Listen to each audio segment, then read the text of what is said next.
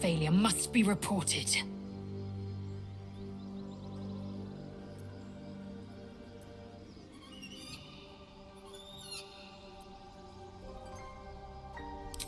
Kalir's clutch held 36 eggs, more or less, though I've learned of creches that harbored 100.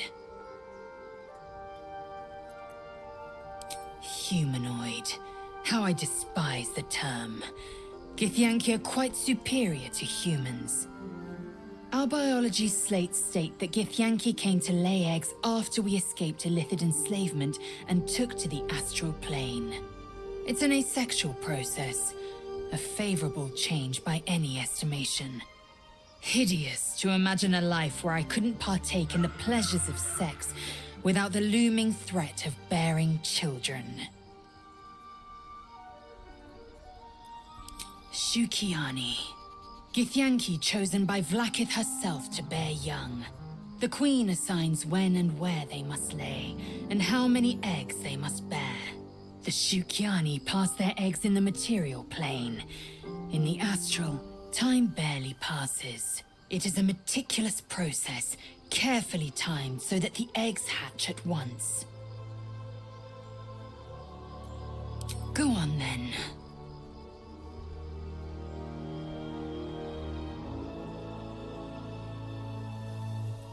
The disc appears in your mind's eye. Laezel sees it too, and considers the vision. Tirsu markings. Ancient. I recognize them, but I can't make sense of... No. Wait. The texts are enciphered, but there's a common speech translation beneath, carved in a different hand. It's a story about Orpheus. Your head buzzes in concert with Laezel's, but it hardly matters. Even without the connection, you'd recognize her discomfort. Githyanki writing. Every word a wheel, every letter a spoke. The most powerful texts are engraved in slate. Some so ancient, only the most erudite Gish can read them. A traitor. A dead one. This text is heresy. I can hardly bear to read it, let alone speak it. Very well. I will read it to you. The Prince of the Comet, Part 2. The Prince of the Comet, Orpheus himself, led his honor guard into battle. Their red dragons bellowed with righteous anger, and the heavens erupted. The glorious prince cried to all who could hear him, "Praise be to my mother Gith, the queen of the one sky, sacrificed to the hells by the renegade Vlaakith." But the true heir, the Prince of the Comet, could not overcome Vlaakith's knights and their ill-gotten worms.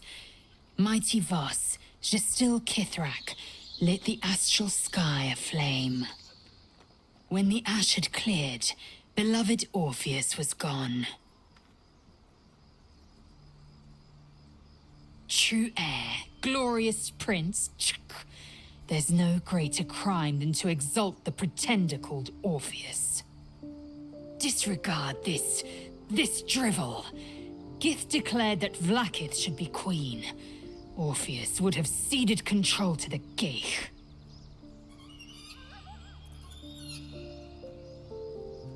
She did nothing of the sort. Thank your good fortunes I'm a tolerant woman, or I'd have sliced off a few toes for suggesting it.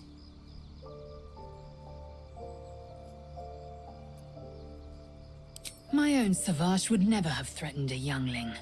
A waste of time and energy. The pupils themselves culled the weak from their ranks.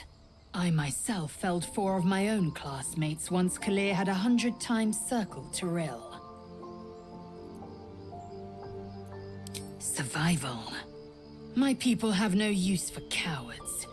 Every trainee that I slayed was either too weak to withstand the lessons, or was cocky enough to pick a fight they could never win.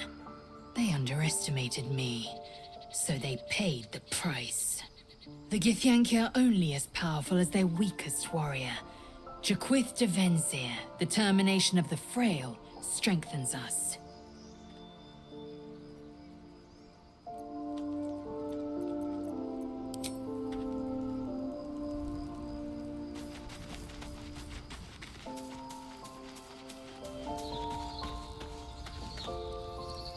So, the Githyanki have no cure for our condition. Unless you count death as a cure. I won't pretend to be surprised.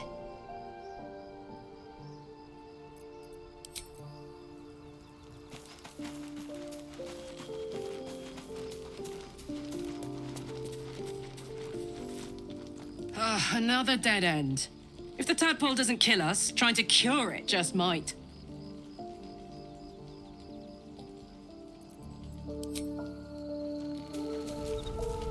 I have something to ask. I'm not surprised that the Gith's insane device didn't remove our tadpoles. I'm just disappointed.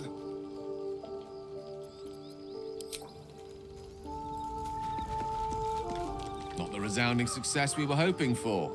Still, the price of ambition is occasionally catastrophic failure.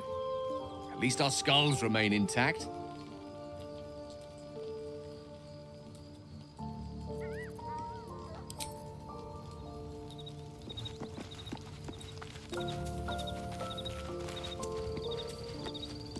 The menacing Githyanki machine and its jagged pincers held no cure at all. Who could have thought?